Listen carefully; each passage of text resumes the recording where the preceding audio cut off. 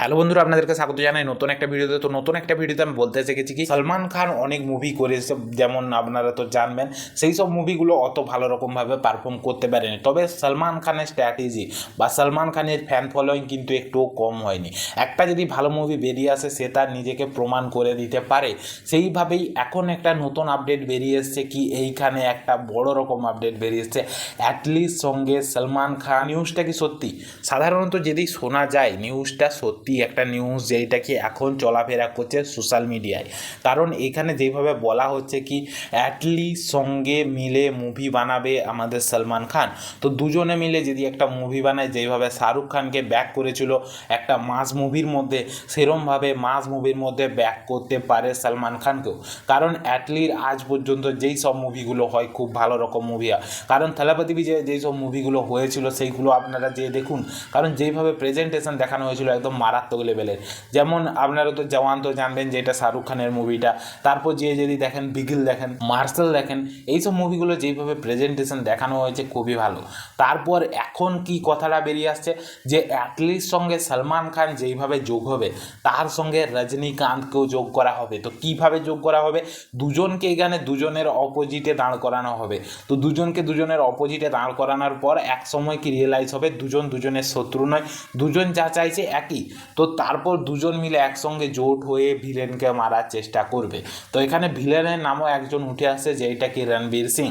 তো এখনও পর্যন্ত নিউজটা কনফার্ম নয়, অফিসিয়ালভাবে এখনও কিছু জানানো হয়নি। তবে সোশ্যাল মিডিয়ায় এরম ঘোরাঘুরি করছে, তো হয়তো কোনো রকমভাবে কিছু সন্ধান পাওয়া গেছে এইসব নিয়ে।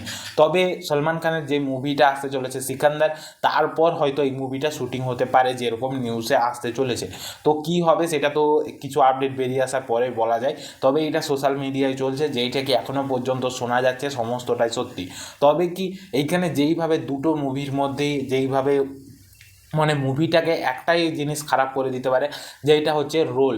মানে এখানে যেইভাবে দুটো বড় বড় অ্যাক্টারকে নেওয়া হয়েছে, যেমন রজনীকান্ত এবং তার সঙ্গে সলমান খান, তো দুজনের মধ্যে কার রোলটা সব থেকে বেশি বড় হবে সেই নিয়ে যদি কোনো রকমভাবে ঝামেলা শুরু হয়, তাহলে হয়তো মুভিটা সেই পর্যায়ে পৌঁছাতে পারবে না।